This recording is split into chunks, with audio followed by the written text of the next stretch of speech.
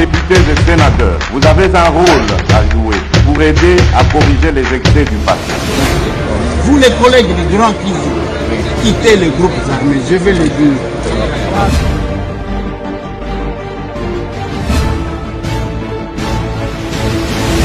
Allez, bienvenue mesdames et messieurs. Bonjour, bonsoir. Ça dépend de l'heure à laquelle Pebisi Canyon Soto et Zouamibino. Pendant qu'on l'a ma solona député à l'élo, rendez-vous à ma patriote. Nous revenons encore une fois à chaud. Vous apportez l'information, mais aussi avec une analyse. Là où est Talimbo Cannabiso, République démocratique du Congo. Oui, nous sommes en direct de la capitale de mon pays. République démocratique du Congo.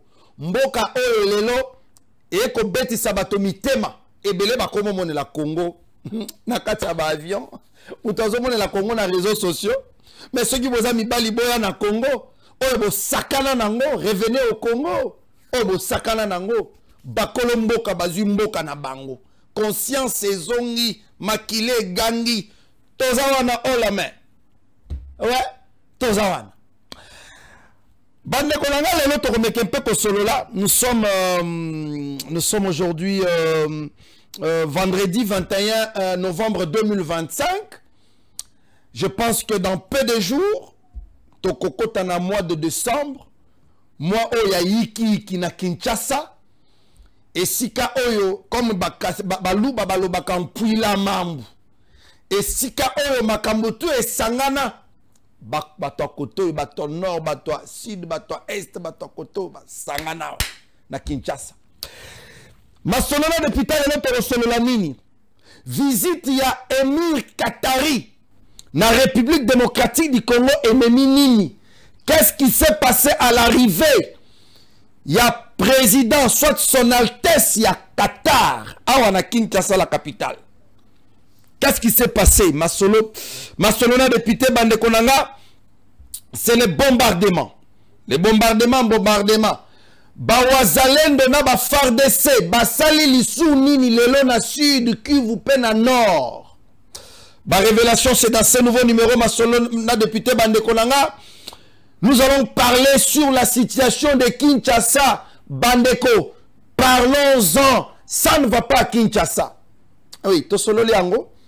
Après, on va évaluer s'il faut. Tomé un peu qu'on double moi quelques secondes de Nicolo pour nous repasser une information parce que ma Kinshasa est comme qu'on intéressé du Somingi. Massolona député visite. Il y a président Katari ou bien Émir Katari dans la République démocratique du Congo et Memini et pas à Banguna. Est-ce que Bitumbeza va continuer ou bien Essili? Massolona député Bandekonanga. Mais avant de commencer cette émission, mesdames et messieurs, laissez-moi vous donner cette information rapidement. Un avion de chasse vient de bombarder Minkenke encore. Il est 12 heures précises à Minembwe, comme pour souhaiter la bienvenue à l'émir du Qatar, les médiateurs. Ça là, information, Eza Média n'a bisoté. Cette information, ce sont les Rwandais, ce sont les rebelles du M23, Neba Komo Lela. Où serait passé Corneille Nangaa, le Hitler congolais, selon lui? Qui demanda à Tshisekedi, Chilombo attend combien de morts pour négocier? Il y a qu'à l'issue sur la négociation. Il y a qu'à l'issue sur la négociation. Il fallait qu'il puisse visiter Gomat. Président Katari, hein, l'émir Katari, il fallait qu'il t'appelle à Goma. Comme tu veux faire de Goma ton état à toi, Nanga. On va place au Souki. On va place au Souki. Celui qui entre par la porte de je m'en fous, il sort par si je savais. Si seulement je savais, je pouvais garder silence. Tu sais que d'accord, you koyo kelanga mawa. Après ça, ngata moi poste chef d'avenir. Maintenant là, on commis contrôler. Nanga vit dans une prison à ciel ouvert. Téléphone, ce qui est sonné, c'est un Rwandais qui tient tout. Même l'argent de poche pour que maman y vienne dans un bon place à Zawana. Pour mon mobile, il pèse à la caisse, mon bien. Oui, pour n'abisso ba marié. Ce qui, papa, tindelo à moi 10 francs. Aux autres sentir pensa que c'est bon. Oui. Donc nenge zawa na Corneille Nanga azana kati ya prison oyemo ko mikotisa okindo kite.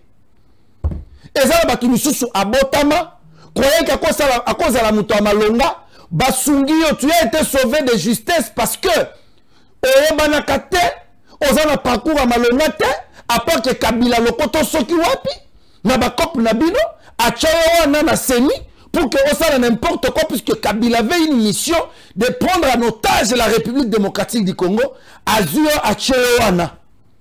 Bossali ba aventure neye bo mesala kosala. Abanda ba aventure wana malumalu. Ça coûtait à malumalu la vie. Asali ba aventure wana ngol mulunda. Lelo ngol mulunda vie les anenge nini. Papa batouana bota la vie à papa wana, il est malheureux. Excusez-moi de le dire. Ngomulu n'est pas joyeux. Kabila, Batutu, pour la plupart, les cas trace ya Kabila, Baba malheureux lelo, ils n'ont pas la liberté de vivre, même leur famille, Bazana fiote ko le bake, biso toza famille ya Kingani, auto ya Kingani. À part Baluzolo Bambi, bato ba se distinga, Bama Bimulumba, bato ba se distinga. Les restes, les Tambo Mwamba, les Shadari, les Movasaka. Toute cette bande-là, bande ya batumoko na ebite bakenda ko lukanini na classe. Basili sabiso na guya ko kende ko tanga na Congo. Hein? Ngoy Mulunda est resté comme ça, ce papa-là. Après, bah, qu'on le côté la biso nanga, un monsieur qui n'avait un vaut rien, tout le bango bongo. Parce que Corneille Nanga ne représentait rien. Biso to ebayete. Kabila ne mutoyela biso garçon wana. Il l'a mis là. Même aujourd'hui, tu vas te souber le bakio. T'as pas produit tout Kabila, mais la biso là où nous sommes arrivés.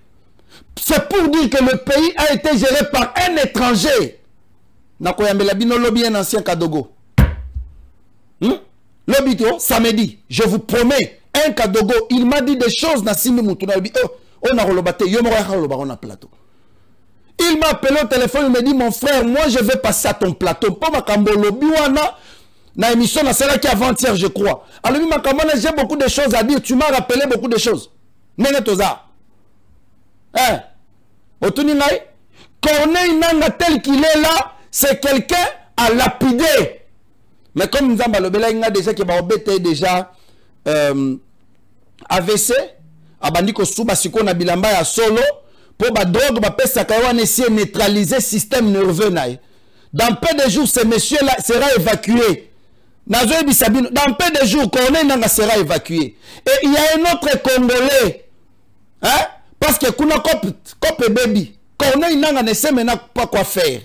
Il y avait des missions. Bah M23 mission na bango zaba contre la zone wana ya est.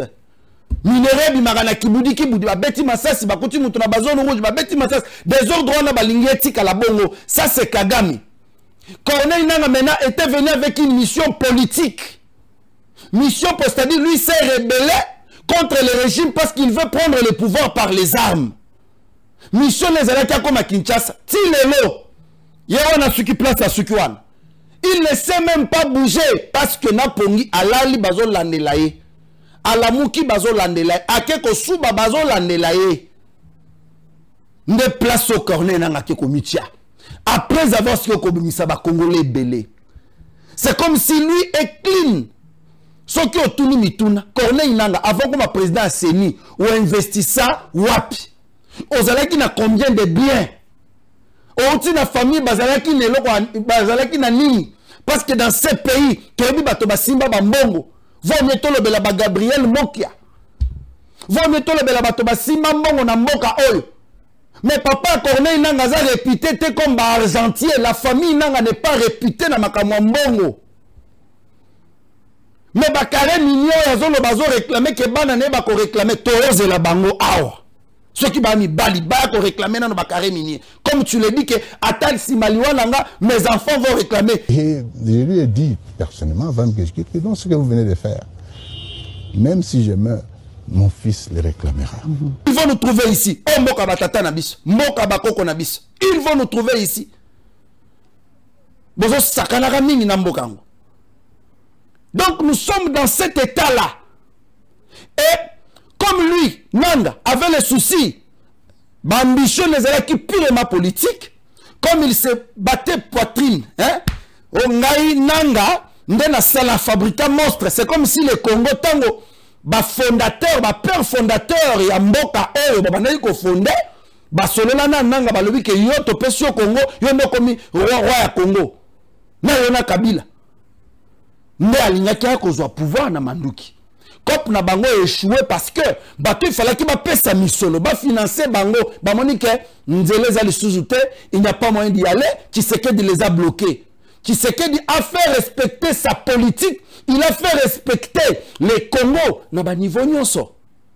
Makambo yo Kabila aboma, makambo Mobutu atikala ko sala lisuzute, nous avons tant ko sala ngote, c'est Félix Tshisekedi qui vient le faire. C'est Félix Tshisekedi qui vient le faire. Bon, mon aki, roi Israël, Koyana Congo, ça fait combien de temps que l'Israël et le Congo, il y a eu quand même un échange?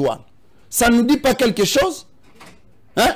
Ça fait combien de temps que le président Qatari, parce que la minute Tshisekedi a ramené Congo dans la scène internationale? Bato bozoli na kolobaka mingi au côté na réseaux sociaux nani parquet fédéral ya Belgique va saisir les Cambonini. Il n'y a rien contre la famille qui sait parce que c'est par là que bomo na ranetike bineme boyebi musu so akenda ko sala alobi a commis bikoma comme na réseaux sociaux baza groupe moko ya bato mutu soki a louche akala soki akala mouvement citoyen akiko koma ndeko Eliezer Tambwe bino boye ba bato bien ta Eliezer abani ko kende États-Unis le loté yokuto ozokele la nano zo passeport Eliezer partait déjà aux États-Unis. Allez-y demander. Hein? Allez-y demander parce que beaucoup m'attendent nini. Na minute on Tshisekedi a signé ba accord. Hein? Ba accord bilatéraux entre la RDC et le Qatar. Tozo signé déjà ba accord. Et zo betsara bino mitema. Au lieu que vous ayez le courage de signaler aux Congolais que Tshisekedi a frappé fort, n'abi que vous préparez le biso le moussous. Ah, Mikolo Perro. Il ne sait quoi dire. Denis du Sochoy commence à pleurer pour la zemine à Bungisi. Mais on a dit que maman a 50 ans. Cause de sous zemi. N'a habité. N'a habité. Parce que matière est souté. Tshisekedi vous a amené là. Vous allez respecter la République. Et pendant que Bissot a discuté, Félix Tshisekedi continue à imposer Mboka na mitu ya ba président minene ya monde. Serge Sekalaté non. Oh Barnaba ebisaka biso que non, Kabila sera au Congo, sera en RDC à Kinshasa au mois de décembre. Tshisekedi ndé président Serge Kabila ya na Congo, Kabila ya na Congo. Moi, je ne sais pas comment Batobazo évoluer. Et pendant 7 ans, Tshisekedi continue. Il y a qu'on pèse le meilleur de lui pour la RDC. Pourquoi Bissoba Congolais Toza distribué? Vous trouvez, là où le président de la République construit, il y a d'autres Congolais qui s'élèvent pour détruire. Nesika Onao comme thème passi. Wana, les 3 jours que Tshisekedi avait consacrés.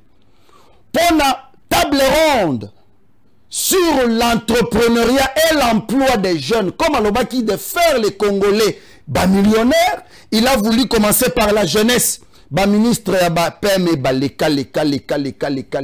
Mais Yambala Oyo, il a trouvé maintenant l'homme de la situation. Justin Kalumba Mwanangongo, on a 2e journée. Il y a un atelier sur l'entrepreneuriat. Au moment que Batoba continue à panel et le chef de l'État comme leader était venu là pour visiter Bango. Suivez. Au Collège de hautes études stratégiques de la Défense, l'ambiance était studieuse ce mercredi. Le président de la République démocratique du Congo a parcouru l'ensemble des ateliers thématiques allant à la rencontre de jeunes participants. Félix Tshisekedi a salué leur motivation et leur détermination, rappelant que cette jeunesse constitue l'espoir de la nation. Ces ateliers réunissent 8 ministères engagés autour d'un même objectif, créer un environnement propice à l'emploi et à l'entrepreneuriat de jeunes. Sous la coordination du ministre de l'Entrepreneuriat et Développement de petites et moyennes entreprises, Justin Kalumba Mwanangongo, le ministre sectoriel ont visité les différents groupes de travail pour apporter leur expertise et répondre aux préoccupations des participants. Je suis en train d'échanger déjà depuis un temps avec le ministre Ivan pour voir dans le programme au niveau de mon ministère collaboration bien entendu avec elle, parce qu'on a même parlé déjà de la faisabilité, comment on va faire les choses élégantes, c'est de quoi je parle. Et pour que nous prenions vraiment des programmes spécifiques aux personnes vivant avec handicap, et puis des modules de formation, n'est-ce pas, nous voulons démystifier un peu. Même vous dites donc que les personnes vivant avec handicap sont des personnes à 100% capables, avec beaucoup d'intelligence. Après, vous venez de la donner.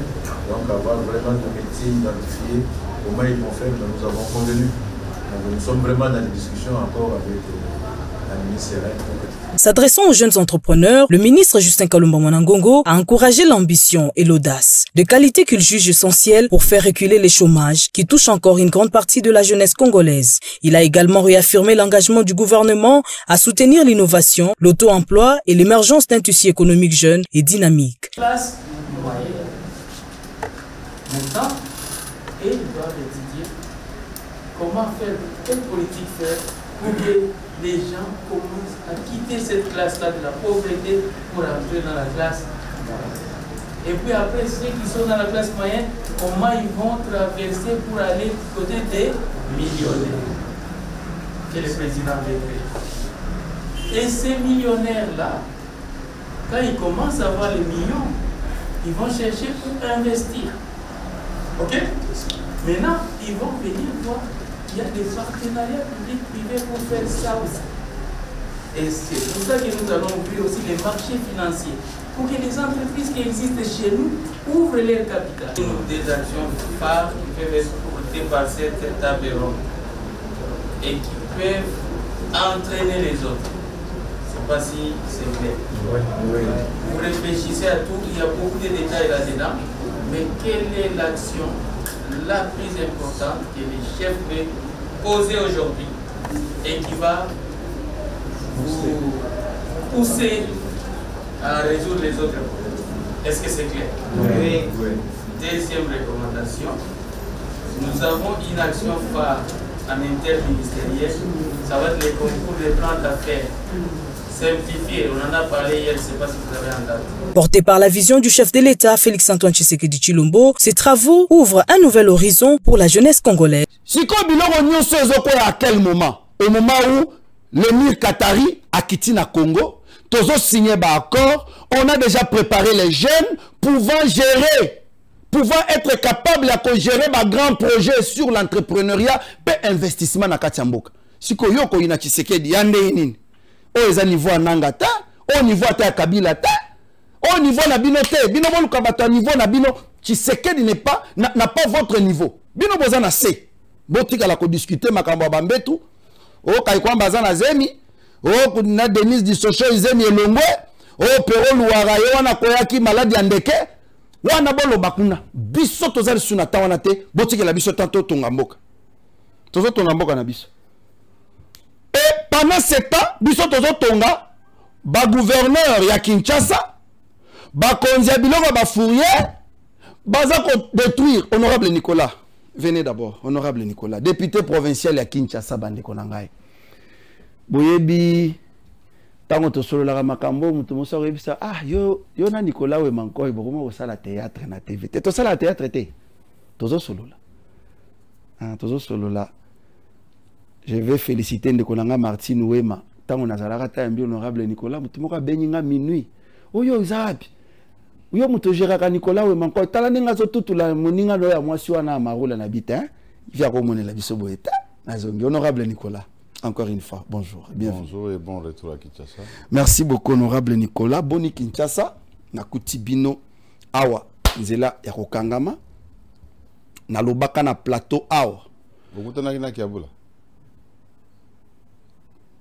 Tozolo ba makambo d'abord ya bino il faut boyoka kape mutema pasi ya kotala ke baninga ngope bakiabula ngope katanga ngope atambula soki ebeti ça va non? Kinshasa tozolo bela Kinshasa kiabula c'est un homme à féliciter aujourd'hui parce que natamboli quand même Katanga bien qu'on critique Katanga il y a 100 Joyce mais lelo Kinshasa et ça la face était na Katanga il y a des avenues où ils a ceux qui mboule beti bokotambola à Kinshasa mutaocha le koloabi. Honorable, vous en êtes où? Budget voté, bon pessimbo on a ville à Kinshasa pour un assainissement, éclairage public et autres. Aujourd'hui vous êtes fiers. il y a choix Bosalaki sur gouverneur Bumba. Merci beaucoup Ndeko Larsen. Nazali kopesa banangalie manyoso mbot. Bana ya ba 21 quartier ya commune ya Ngalie manyoso mbot. Pour na choix basalaki pour ngai. Na kobi na kosali la bango kozalaka mwana musala na bango. Honorable Nicolas Kinshasa nazana nous déçu te na choix na salaki ya gouverneur ville Kinshasa. Ah bon? Oui, nazana nous déçu te parce que yebi autant que Moutaza vivant on peut encore espérer. Je peux rassurer na bakinois na bakinoise que tout n'est pas fait. Il y a des domaines, je le dis toujours, naba télévision nyoso na kendaka na lobaka ete ezana domaine oyo tokei liboso, ezana domaine oyo eloko na ne salami ya malonga te. Na Kinshasa. Na Kinshasa. Ni ne salami déjà kele. Eloko salami na kati ya ville ya Kinshasa. Oyo na koyi koloba ete quelque chose est fait. Ils ont principalement makambo ya nzela. Makambo ya nzela pona nini? Ndeko Larsen, banda tozalaki na 18 ans, tokanisa ki ete 5 chantiers zalaki nzela. Mais vous êtes témoin avec moi ete, banzela o bazo tonga lelo, ezela banzela sikata, ezeka ka banzela, oyo bakonzi ya kala bapesa mbongo, ya bana Kinshasa, ya bana ya Congo, nzela wane salama, njoka basela ki biso nzela, ya usage unique. Soki, pendant gestion ya kala, ya président Kabila, basela biso nzela ya malam, il y a des routes où il sera 50 ans, et bébité. Mbele sika sika awa tokomi koluka banzela, ya sika ya kusala. Tout est à refaire. Otali Kabamba, eza mawa. Otali Itaga, eza mawa. Non, mais Itaga. Otali aveni kicha, non, Itaga. Itaga, moni sima ya Kalufungula. Non, nalinga lo bakabinda. Zalaki nyei, bon, bali misanga pour na terme, salité, bateau à camp. Je vous donne aussi une autre information. Ouais. Quand le Fungula, il n'y a pas de toilettes, il n'y a pas de dalles. Ouais. Bateau basala a besoin d'un petit seau, bamanda ko yako boaka na balabala. Si kawanzela na basali, même baka niveau na honorable, il y avait un problème. Oui, Nazane Sengo. Menzele bongi. Nazane Sengo yako mona pour la première fois. On dit Likambo Salami. Likambo Salami, c'est le gouvernement central. Moi, je suis dans la ville à Kinshasa. Est-ce que Nakoki ko répondre? Oh, mais on va répondre bien, honorable. Réponse n'a pas été tango nyoso. Au moment où on a yanulaka, na yanulaka po na yote. Bien sûr. La question est opposée. Eza nandimisa mete ute pa bana ya Kinshasa. Mais ko dire le gouvernement central te yo oza au votaki budget. Bumba aye na budget. A proposé l'Assemblée provinciale. Yo député provincial, on dit yango voté yango. Toza na posande ya misala en termes ya assainissement. Pona mono zo diembe la mingi na banzela. Banzela c'est le gouvernement central. Na yango na zo yebisa yo boye. Na mutu nyos o ya yebi musala ya l'État. A yebi ete na ville ya Kinshasa Mosolo ekoki ko uta o babengaka ba recette propre. Mosolo pe ko uta na ressources o uti na gouvernement central babenga kango rétrocession est à combien? Il y a 40%. Au gouvernement central mibeko pesie mitindo ya kozongi saka na chaque province 40% na impôt o ba prélevaki na ville ya Kinshasa. Doudou Fouamba, gouvernement central, et Kabeli, gouvernement provincial Mbongote. Et puis, Misale Zali ko Salama, il faut Toyo Kana. Misale Zali ko Salama, Eza Misala ya Doudou Fouamba te, Eza Musala ya Bumbate, Eza Musala ya l'État. Mbongo ya ngope, Eza Mbongo ya Mutute, Eza Mbongo ya l'État. Na lobaka yango tango nyos. Bitu bezo salamati. Mbongo ezali ko bima wapi na ministère le tozonga na banzela te comme mabiso kuna te na bitumba ah toza faut pas. Je pense que ce qu'on posait question zalaka pe na moi patience ya koyamba te nazali ko talisa yo ete soki bapeso kitunga elingi koloba te ke kitunga wana eza ya yo mbongo oyo bazopesa ville ya Kinshasa mpona banzela eza mbongo oyo ezalaki prévu impôt bapréleve na ville ya Kinshasa. Awa nazali kotindela bambote na ngai lisusu epa DG Barnabé tango ye azo prélever impôt na ville ya Kinshasa, n'est-ce pas? Mbongo wana ekendaka directement na gouvernement central. Mais ville ya Kinshasa eza na droit ya 40% ya ba impôt eza prélevé awa. Yango babenga kango rétrocession. Mais na mbongo nyonso ozali ko vanter oyo ozali koloba bapesaka ezali koleka 10% te. Et lui koloba ete gouvernement central azali kokanga kino sikoyo 30% ya ville ya Kinshasa. Bazali kokaba mbongo wana te. Merci beaucoup. S'il vous plaît. Oui, honorable. Bazali kokaba mbongo wana te. Mbongo wana ezali kobima selon mibe kopesa ya musala ya ville. Babiloko esimbi te na ville ya Kinshasa ezali ebele. Likambo ya bosoto. Omona yimi tukawana. Nalobi likambo ya bosoto. Oui, kasi te yango na lingana bakiselo kaka. Ozoba okobakisa soki nga na yebi te. 100 camions wana. Omona ki yango na noyo en tant que député. Omona ki yango. Ndeko Larsen. Honorable Nicolas. Eza na mutu moko te ayebi ville ya Kinshasa koleka moponami ya ville ya Kinshasa. Investigation na bino bokomi kosala mingi na ba téléphone ya ba Facebook. Biso tozao babengaka bato ya balabala oyo journaliste non professionnel à Lobaka John Kabamba. Et donc mituka ngai personnellement na mona ki yango boyete na mona ki yango na télévision lokola nazo mona clarté na secteur ya assainissement biso to vota ki gouverneur Bumba Lubaki pour changer elongi ya ville ya Kinshasa pour elongi ville eza nango sika awa eza elongi ya soni moko ya kosakana te kende na bare na route o babengi mama yemo papa eza makambo ya soni ya kosakana te nzela wana ekawukaka te kende na nzela ya route Matadi côté ya DGC mai na mai kota a partir ya o babengi poto ya kosakana te kende zando na kende kina kuluta nga ileze na zando tango ezikaka otali mopiko ya bimondisi na zando oyoki ngomba somo pe ba mama bazali koteka pembeni yango ngai gardien ya botamboli malamu ya makambo ya ville.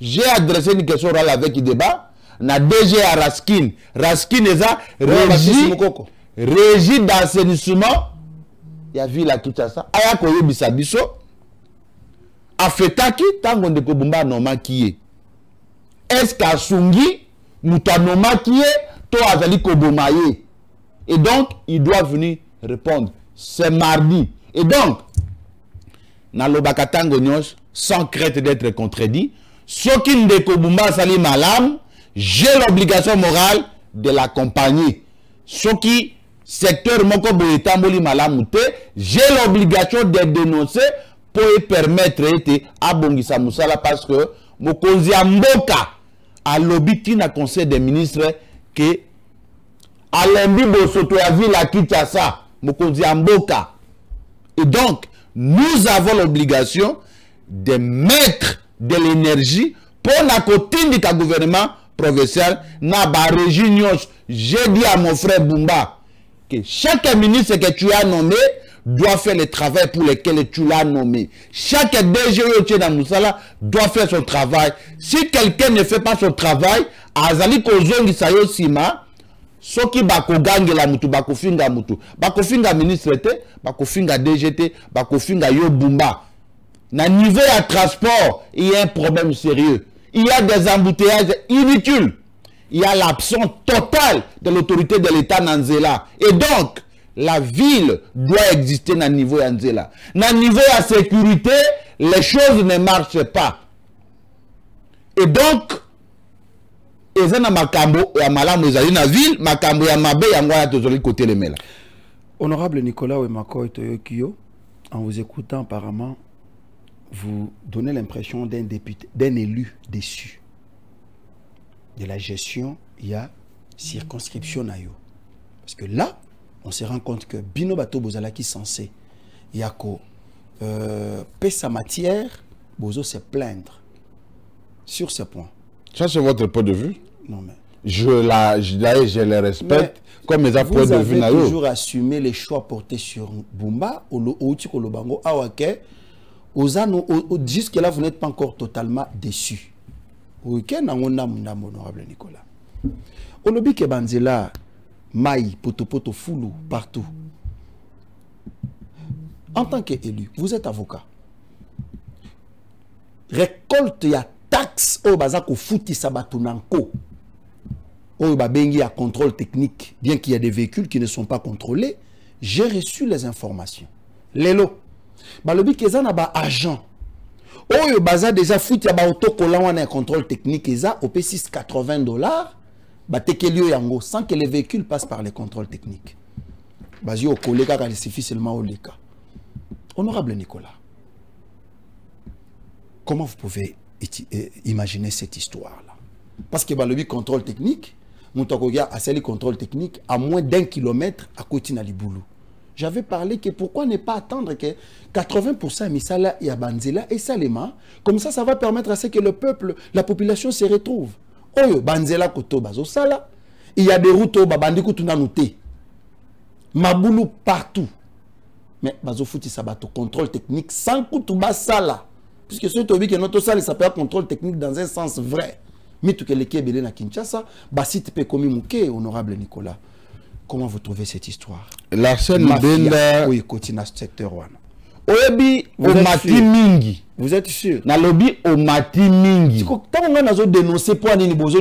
La scène Benda. La scène Benda. Honorable Nicolas. Nzamba Sungio. Omati Mingi. Comment ta Mingi ça veut dire? C'est-à-dire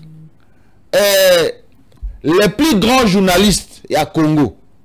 Nzamba Bombier na ministère. Atikelu et Bonga. Ce n'est pas Omati Mingi. Tu es sur une chaise royale. Et Matisio. Zala pe modèle. Et ça responsable. Zala modèle. Je suis modèle. Je sais que c'est une responsabilité. Cette accusation et puis, qu'on remplace Tambona Plateau. Mais ça, c'est une. Ezali, Eza. C'est au-delà d'une responsabilité. Et donc, et là qu'on a vu qu'au Sengaïté, que chacun fasse son travail. Que chacun réponde de ses obligations. C'est payer l'impôt, c'est un devoir civique. On en disconvient Après pas. avoir payé ton impôt, tu as l'obligation d'être derrière les autorités qui ont perçu mbongo et te basala musala oyo mbongo bimelaki. Ndeko Larsen, nous sommes tous d'accord que les na secteur ezali kotambola malamu te na ville. Pour l'état sala musala, il faut mosolo. L'argent ne peut pas venir du ciel. Et ça miracle était. Il faut ngai. Ngai na futaki vignette, ngai na député. Na futaki, na keko fout la paix, excellence, tambouleze poche charmant. O esengeli yo zala, disciple naye, il faut zala, yaza modèle nayo. Soka futi mpako. D'ailleurs, yo ne esengeli futa ya moya futa. Yaza na bambila. Il marche avec les militaires. Personne ne peut l'arrêter. Mais pas ces soucis-là. Il y a un citoyen modèle. Au début, mon collègue Moussoussou, au comité postulé dans la présidence, la scène Benda Molowai, aucun jour il n'a payé l'impôt. Non. Et pour la son numéro, il y a que ça canapé. Et donc, le Mata, j'ai posé la question Zalaka,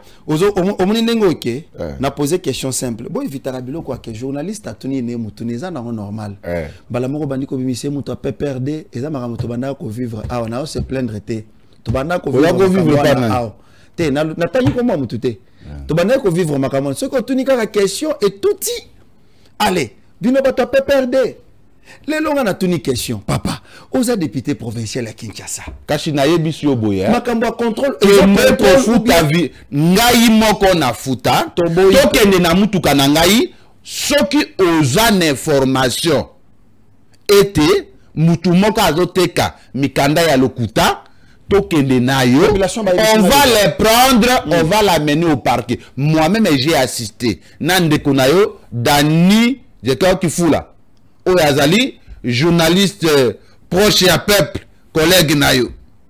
De toute façon, la procédure est normale. Tous les véhicules ezali koleka na checking. Tous les véhicules. Yo le ko na nokete yango na no maîtriser contrôle technique. Honorable, o lo ba makambo yo. Tant mosusu tokuta na kala. Te o fute vignette. Na lobby ngai na autorité budgétaire ya ville.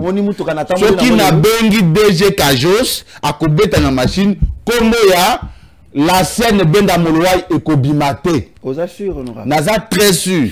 Alors parlons likambo ya to tourner page parce qu'il y a moni qui makambo contrôle technique on n'est pas contre. Il faut payer. Mais ceci na biso des procédures et la manière dont bakonzi bazo kendele na. Et là qu'on a compte na contrôle technique. Ils ont foutu $80 pour 6 mois. Là, moi, je suis contre. Ceux qui m'ont foutu $80, au moins, attends une année. 6 mois, peuple est amouqué, a foutu $80. Après 6 mois, $80, je le dis. Même les chauffeurs. J'ai dit au DG Tajos que mon frère, ils ont malade pour foutre un paco, mais trop d'impôts, tu l'impôt. Merci beaucoup. Peuple, ils ont la classe sociale, il y a moins c'est. Il faut total la paix, toujours foutre ça bango combien. Permis de conduire, toujours foutre au moins $90, mais pour 5 ans. Vraiment. Attaque moutou que sengeli bata la katalakango puis makamolimo, mais je trouve que ce montant est un peu exagéré. Kozalaka, kovivaka peuple. Je sais que pané ou ya ba maman, le lenge bato ba foutre la kabato, payer $80 na 6 mois. Dans une année, $160, c'est beaucoup parce que ils ont un contrôle de dignité. Il faut foutre la vignette. Kaka na mutu moko wana. Si on veut le transport, il faut autorisation de transport. Kaka mutu moko wana. Il faut aussi un permis. Kaka mutu moko wana. Et donc, ça devient un peu du trop. Et donc, prochainement, le coup l'État pour les a lancé, prochainement, tant que toujours ça la échéance, peut-être lors du budget, on doit dire au gouverneur de revoir les prix. Mais peut-être ce n'est pas le problème du gouverneur, parce que comme très important que rétrocession est à 10%.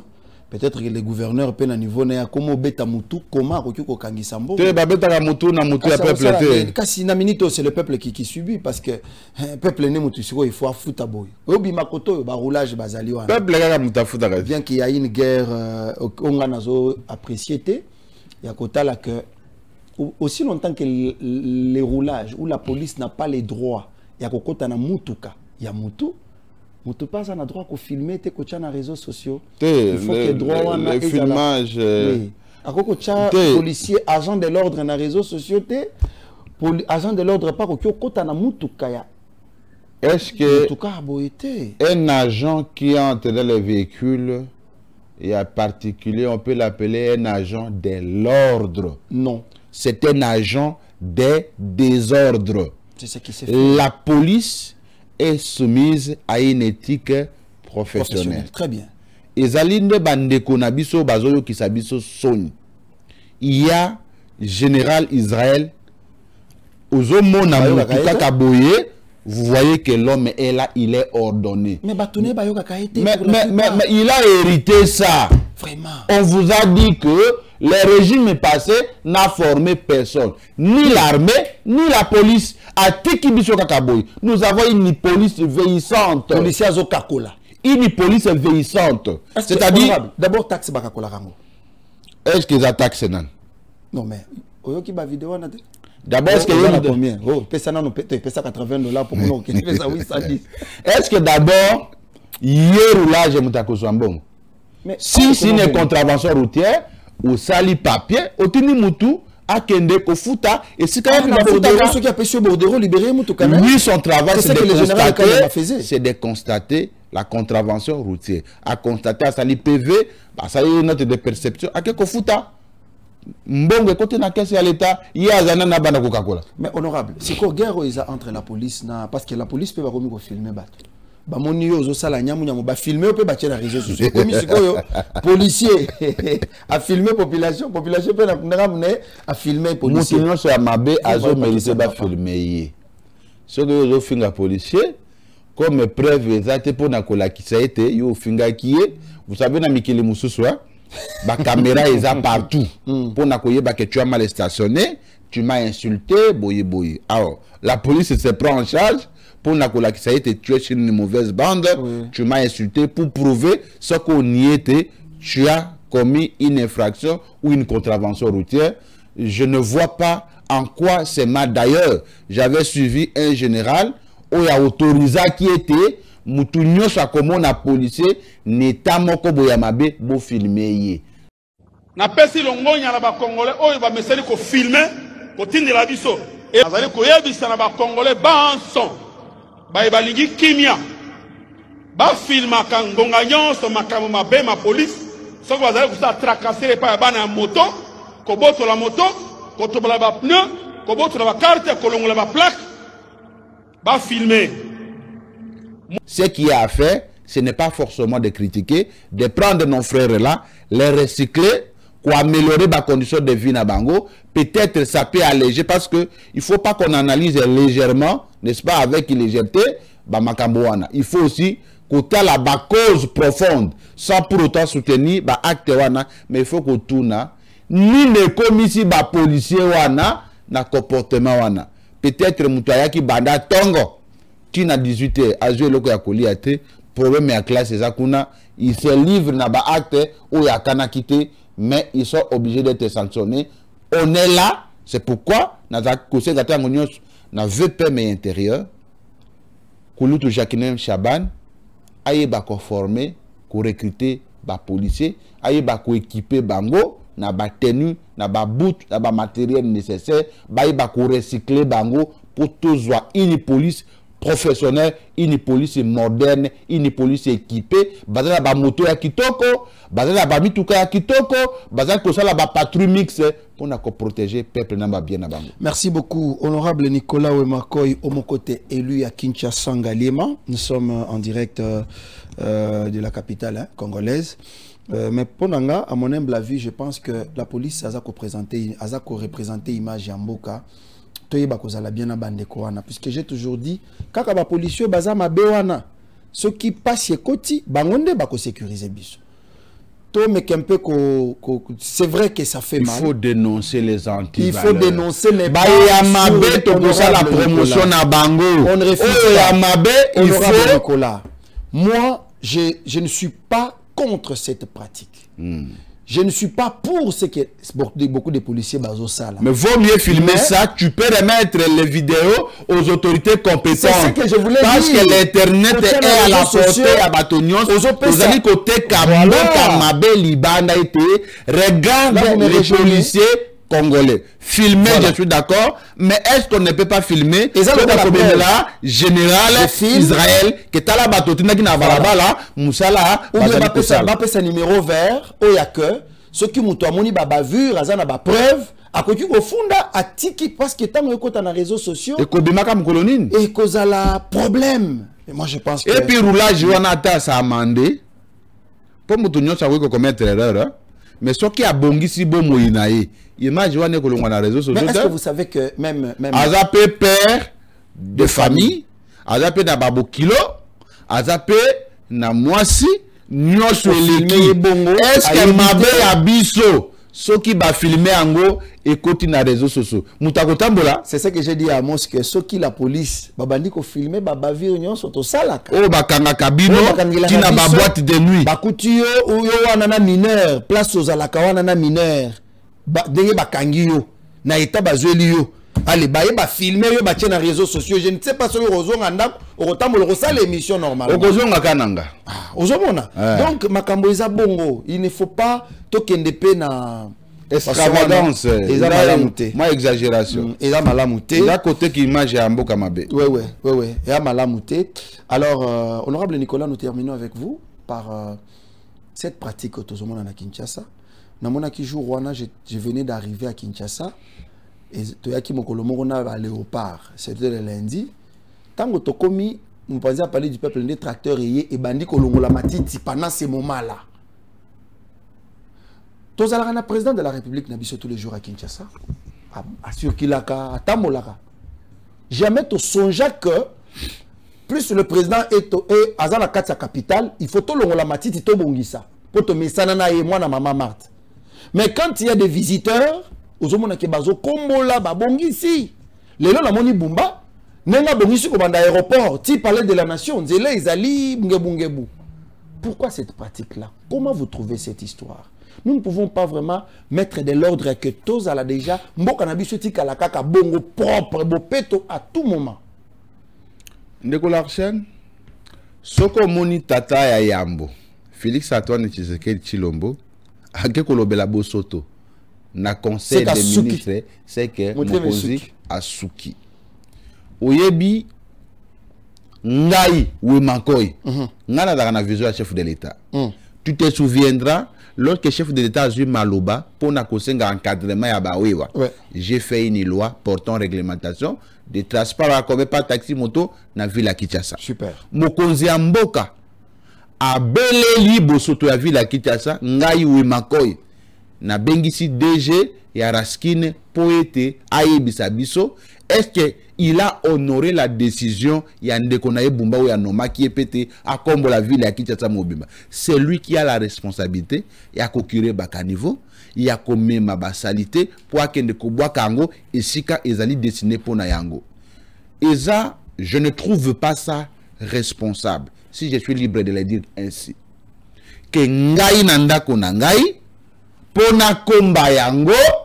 Il faut bailler bisangai que Larsen azali koyana ndekweleze. Alors naboyi ndekweleze lokola mona ngala bimakana ba veste naboya ya komona ngai ndako na ngai ndenga lobaka yete akenda kakota la bino ti na ba chambre na bino. Et donc oyo tozali kolakisa libanda, il faut to lakisa pe na carte. C'est de notre devoir. S'il y a un conseil à donner à mon frère le gouverneur Daniel Bumba Lobaki, au DG qui est censé faire le travail et à tous les services de la ville était ville ya Kinshasa ezaya biso. Mokonzi Mboka a pesi biso confiance na gouverneur pe na ba député, rendons cette ville moderne na biso ba gouvernant to sala un effort supplémentaire. Kinshasa ezo senga moi orgueil moko boya travail. C'est-à-dire soki mutu na lobakango ete soki mutu aza na malaria, on peut les traiter na normal. Kinshasa doit être dans un état d'urgence. État d'urgence sanitaire, état d'urgence ya kolongola bosoto. C'est-à-dire Kinshasa français babimaki ebele na lobby effort.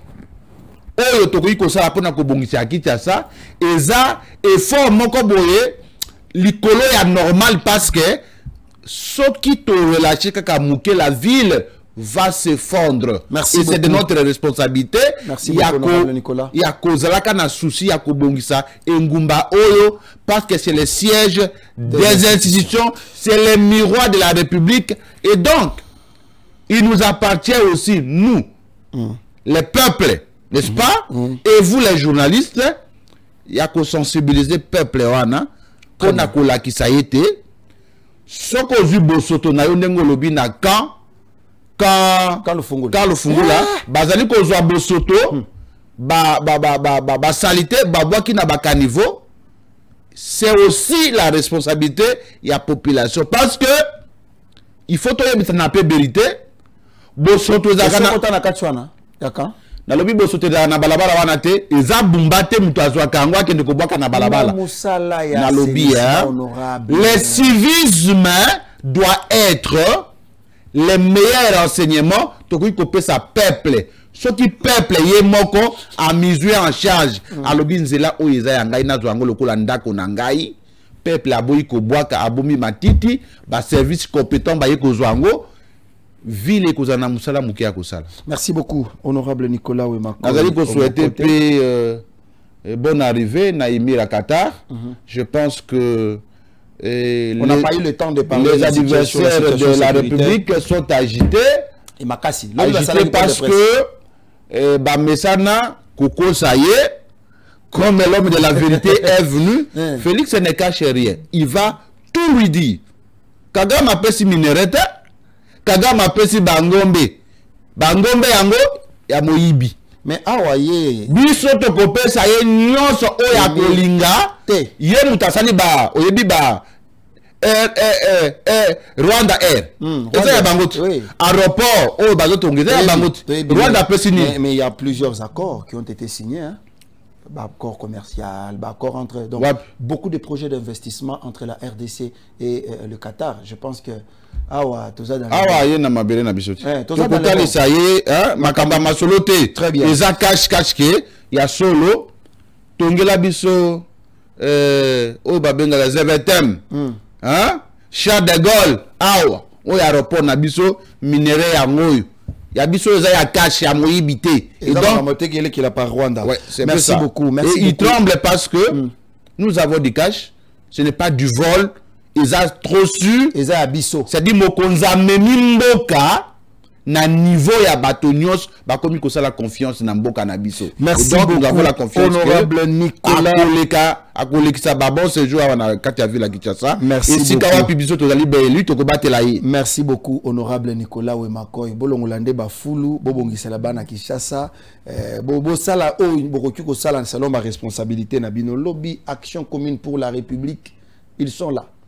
9h juste babandi échange patriotique na Kabinda 102 na commune à Kinshasa soko zali na Prince Kasavubu direction Prince Kasavubu Kabinda.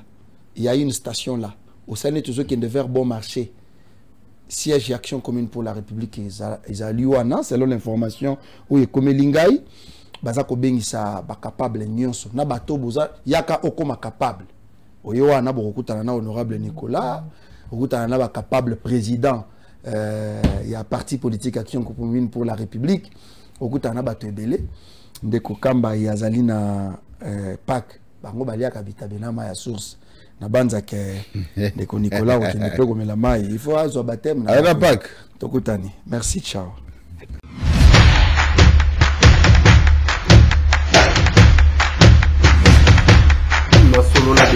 Honorables députés et sénateurs, vous avez un rôle à jouer pour aider à corriger les excès du passé.